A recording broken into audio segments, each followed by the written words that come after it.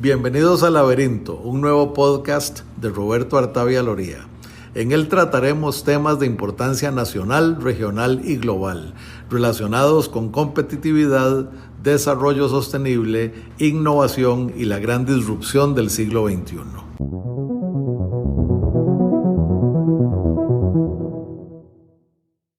Muy buenos días. Vamos a hablar hoy en Laberinto sobre la disrupción tecnológica que sufrirá el mundo y por consecuencia nuestro país en los próximos años, lustros, décadas, y de cómo nos debemos preparar para enfrentarlo. Para esto, aquí en Costa Rica hemos creado un grupo que se llama Disrupción CR, donde participan universidades públicas y privadas, donde participan organismos internacionales, donde participan expertos en temas de tecnología, instituciones especialistas en este campo, con la idea de empezar a generar respuestas diferentes. La gran disrupción no es una obra de la casualidad. La verdad es que esto ha ocurrido antes en diferentes niveles en nuestra sociedad, pero cada vez que ocurre parece acelerarse y parece exigir más en términos de la preparación de nuestro capital humano, de las políticas de nuestro gobierno, de las capacidades de las empresas, para poder realmente sacar provecho de las nuevas tecnologías en todos sus alcances. Por ejemplo, déjenme darles solo un ejemplo anterior. A finales del siglo XIX, de repente apareció la telefonía, de repente apareció la electricidad,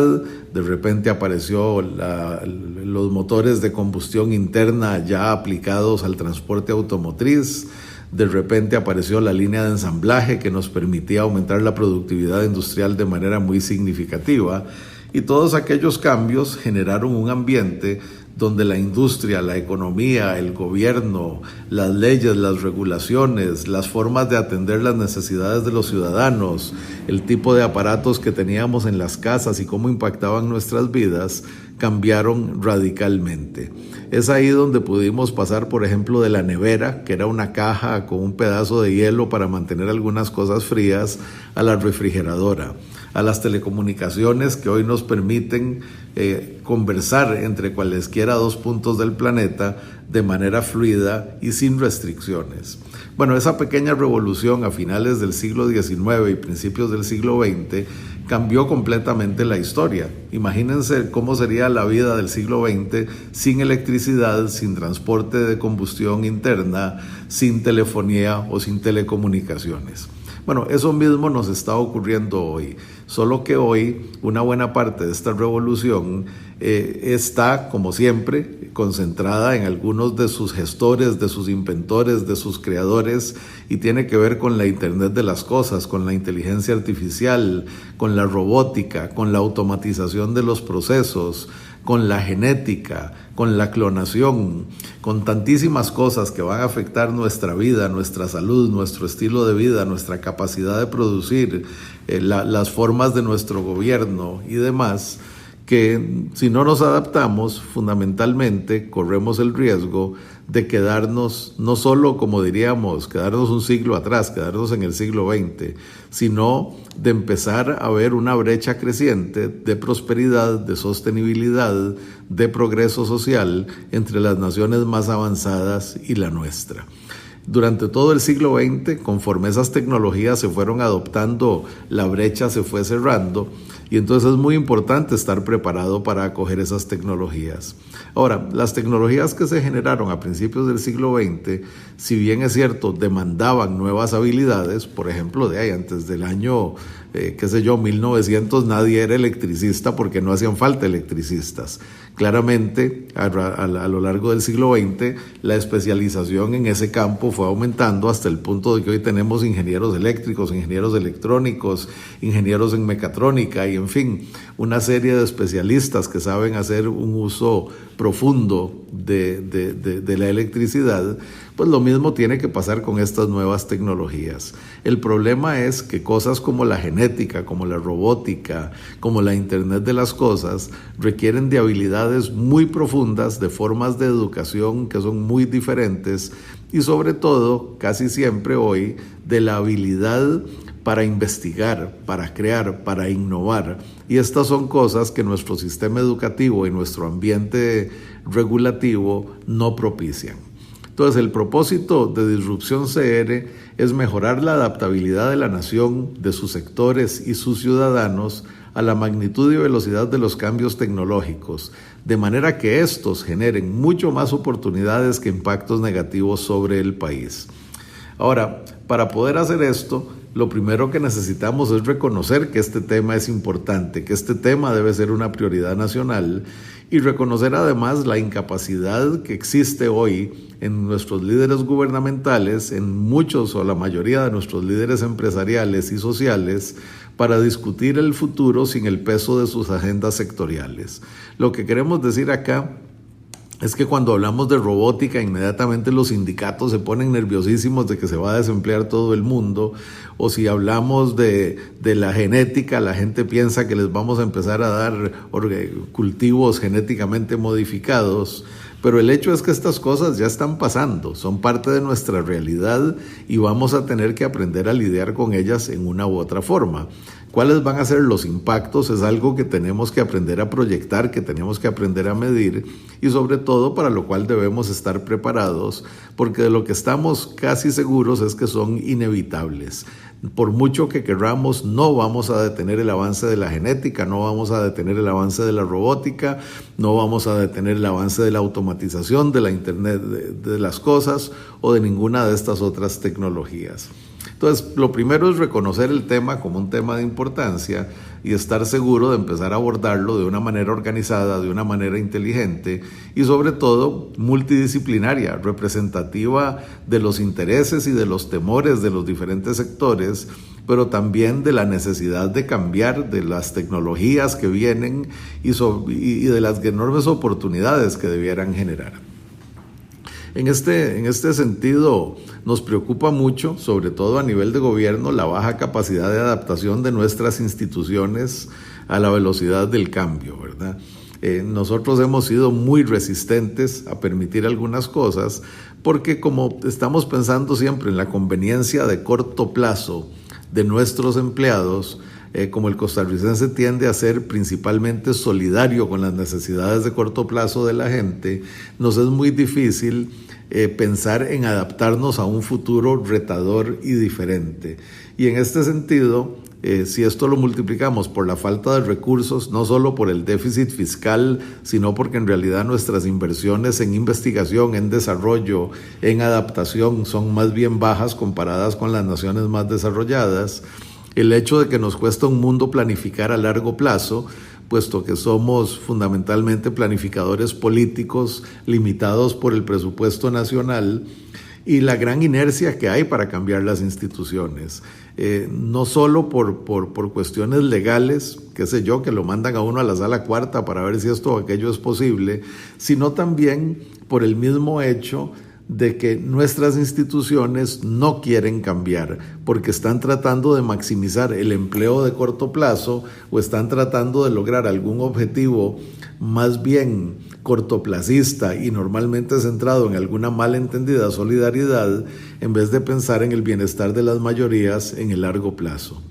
Y en este sentido, entonces, esa baja capacidad de adaptación va a tener que ser retada y va a tener que ser cambiada a través del nombramiento de líderes que sean capaces de orientarlas en la dirección que debemos movernos. El tercer punto es la necesidad de enfocar estas tecnologías disruptivas y el proceso de adaptación a ellas como una gran oportunidad. Y esto solo se puede lograr si hacemos tres cosas. Uno, si preparamos a la gente para ellas. Dos, si estamos dispuestos a buscar en ellas las oportunidades y no las amenazas. Y lo tercero, si estamos dispuestos a invertir lo necesario. Y ese tercer punto tal vez, la verdad es que los tres son muy difíciles, pero ese tercer punto no se resuelve con voluntad, no se resuelve con convicción, no se resuelve, por así decirlo, porque nos pusimos de acuerdo. La escasez de recursos es real y esto significa que vamos a tener que ser muy inteligentes desde el punto de vista de nuestros mercados de capitales, desde el punto de vista de los incentivos, desde el punto de vista de la atracción de inversiones, hacia dónde dirigimos nuestros esfuerzos. Y creo que queda claro que la escasez de recursos posiblemente es el cuello de botella más importante que vamos a enfrentar, pese a que ya son enormes el institucional y la falta de reconocimiento en profundidad del tema. En cuarto lugar, la enorme brecha de acceso a las oportunidades. Una de las cosas que normalmente pasan cuando la disrupción tecnológica viene es que hay un grupo en la sociedad, normalmente los más ricos y que ya están avanzados tecnológicamente, que las acogen y las ponen a funcionar para su beneficio de manera casi inmediata. Y esto hace que la brecha con el resto de la ciudadanía se haga más grande todavía. Y conforme esta brecha se ensancha, cuesta más y más cerrarla. Esto significa que en Costa Rica debiéramos pensar simultáneamente a cómo resolvemos el problema de la adaptación que estábamos mencionando, o el problema inclusive de estar haciendo los ajustes institucionales, empresariales, en las capacidades de la gente de las que estamos hablando, de hacerlo poniéndole un gran peso en las zonas rurales, saliéndonos del Valle Central hacia la costa y las fronteras, para asegurarnos que la gran disrupción tecnológica nos sirva para cerrar brechas y no para hacerlas más grandes. Esto es difícil de lograr porque implica inversiones, implica mejorar los sistemas educativos y el acceso institucional en estas zonas más rurales, pero bueno, esa es la tarea y ojalá podamos orientarnos y hacerlo con la fuerza que se requiere. Y finalmente, y posiblemente lo más esencial hasta cierto punto, es la necesidad de repensar la educación en profundidad, de vencer las trabas ideológicas, burocráticas, institucionales y mentales a la gran reforma educativa. Y además de cerrar la brecha entre la oferta y la demanda en educación superior, universitaria y técnica. Si el país va a ser eficaz en realmente convertir las grandes disrupciones tecnológicas en oportunidad, nada va a ser más importante que contar con el capital humano necesario para lograrlo. Esto significa cambiar radicalmente la educación, una educación que, si bien es cierto, establezca nuestra cultura, establezca nuestro sentido de la historia, nuestro sentido de la nacionalidad, pues también debe establecer con igual fuerza el sentido de la curiosidad, la investigación, la capacidad de trabajar colaborativamente. Debe asegurarse de introducir la tecnología, los lenguajes y todo aquello que sea necesario en toda la población para realmente poder sacar provecho de la gran disrupción tecnológica. Esto va a ser difícil. Si nosotros vemos la reforma educativa en Costa Rica, es un proceso sumamente lento. En un gobierno se celebra como un gran logro haber cambiado el programa de matemáticas para uno de los 4 módulos educativos, por ejemplo. Es una lucha titánica avanzar la educación sexual, es una lucha titánica mejorar las prácticas de alimentación y dieta dentro de las escuelas. Ahora imagínense cuando les digamos que hay que cambiar completamente la naturaleza del programa, reentrenar a los maestros, cambiar la infraestructura, dejar que los muchachos sean a la misma vez más exigidos, pero también más libres, más capaces de aprender por sus propios medios, de investigar, de experimentar, de alguna manera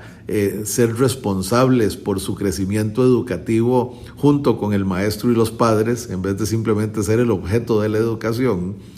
Y estos cambios son un cambio de filosofía tan profundo que posiblemente va a encontrar grandes resistencias. Y ya me imagino la discusión, van a empezar a discutir que si esto es estructuralista o no es estructuralista, que si esto es correcto para los niños a tal edad, y nos van a poner 50,000 razones por las cuales todo esto debe ser manejado despacio. Y en ese manejo de espacio nos vamos a ir quedando atrás y vamos a ir perdiendo la oportunidad. Yo estoy claro de la enorme responsabilidad que significa hacer una reforma educativa profunda, pero también estoy clarísimo que si no la hacemos vamos a ser responsables porque nuestra población se vuelva una población subsidiaria al servicio de otros, con servicios básicos esenciales, o simplemente como un centro de turismo y una granja de sostenibilidad, y no como nosotros aspiraríamos, que fuera una de las naciones donde esto se convierta,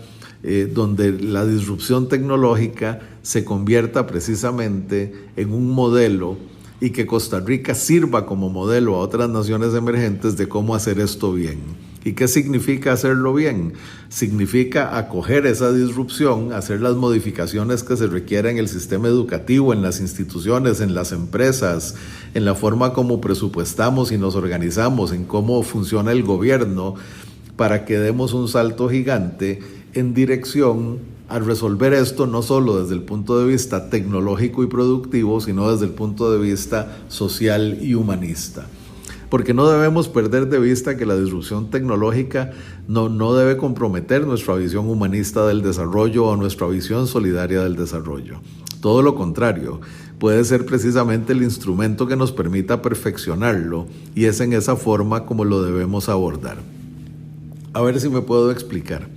Yo creo que no cabe en la cabeza de ningún costarricense una duda de la importancia que tiene el ambiente, de la importancia que tiene la solidaridad, de la importancia que tiene nuestra cultura democrática de respeto, de paz, como parte esencial de nuestra nación.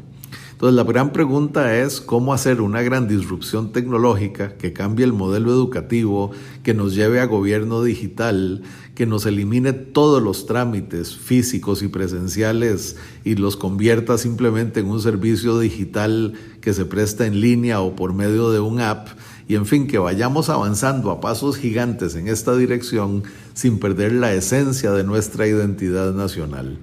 Resolver eso no será fácil, pero convierte esto en un problema fascinante y lo convierte en una tarea titánica que debe ser abordada desde ya por quienes estamos al frente de los sistemas educativos, en mi caso universitarios, educación superior y de maestría, pero ciertamente de cualquiera que esté en educación, de cualquiera que esté al frente de una institución.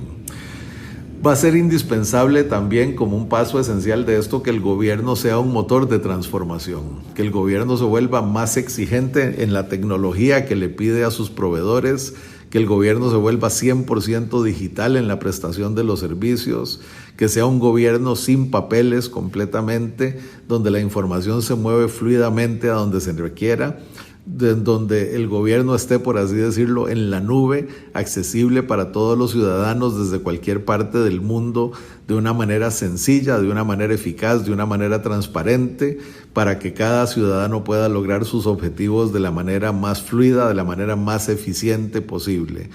Todo esto requiere de una transformación mental importante que ni se ha empezado a dar. Una de las cosas que más me han preocupado a mí de la actual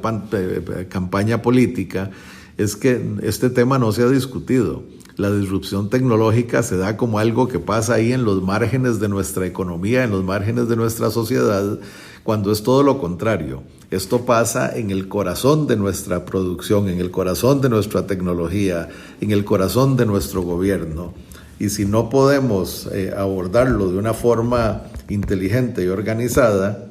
pues vamos a tener un seriosísimo problema de cara al futuro. En este sentido, yo esperaría que la disrupción tecnológica se vuelva un tema recurrente durante el próximo gobierno, y ciertamente nuestro grupo de Disrupción CR trabajará para que así sea. Muchas gracias.